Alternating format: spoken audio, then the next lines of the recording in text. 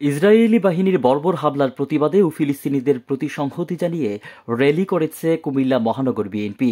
বৃহস্পতিবার বিকেলে কুমিল্লা মহানগর ও দক্ষিণ জেলা বিএনপির আয়োজনে জেলা বিএনপির দলীয় কার্যালয়ের সামনে থেকে র্যালি শুরু হয়ে র্যালিটি রাজগঞ্জ হয়ে মোগলটুলি হয়ে কান্দিরপাড় দলীয় কার্যালয়ে গিয়ে শেষ হয়। মহানগরের ২৭টি ওয়ার্ড থেকে খণ্ড খণ্ড প্রতিবাদ মিছিল এসে দলীয় কার্যালয়ের সামনে জড়ো হতে থাকে বিএনপির নেতাকর্মীরা। এ সময় অনেকের হাতে ফিলিস্তিনের পতাকা, মাথায় কালো ফিতা ও প্লেকার্ড সহ উপস্থিত হয়। মহানগর বিএনপির সংহতি র্যালিতে নেতৃত্ব দেন বিএনপির কেন্দ্রীয় কমিটির বিভাগীয় সহ সাংগঠনিক সম্পাদক মোহাম্মদ মুস্তাক মিয়া। এ সময় আরও উপস্থিত ছিলেন কুমিল্লা দক্ষিণ জেলা বিএনপির সদস্য সচিব আশিকুর রহমান মাহমুদ ওয়াসিম, জেলা বিএনপির যুগ্ম আহ্বায়ক আমিরুজ্জামান আমির, মহানগর বিএনপির সভাপতি উদ্বাতুল বাড়ি আবু, মহানগর বিএনপির সাধারণ সম্পাদক ইউসুফ মোল্লা টিপু সহ বিএনপি অঙ্গ ও সহযোগী সংগঠনের নেতৃবৃন্দরা এ সময় উপস্থিত ছিলেন।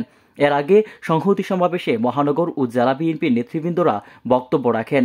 নেতৃবৃন্দরা জানান, ফিলিস্তিনের সাধারণ মানুষ ও শিশুদের উপর চলমান ইসরায়েলি বর্বরোচিত হামলার প্রতিবাদেই এই কর্মসূচির আয়োজন।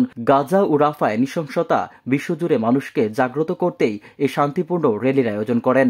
মহানগর বিএনপির কর্মসূচিতে মহানগর বিএনপি সহ জেলা বিএনপির কর্মসূচিতে বিভিন্ন উপজেলার নেতৃবৃন্দরা অংশগ্রহণ করেন।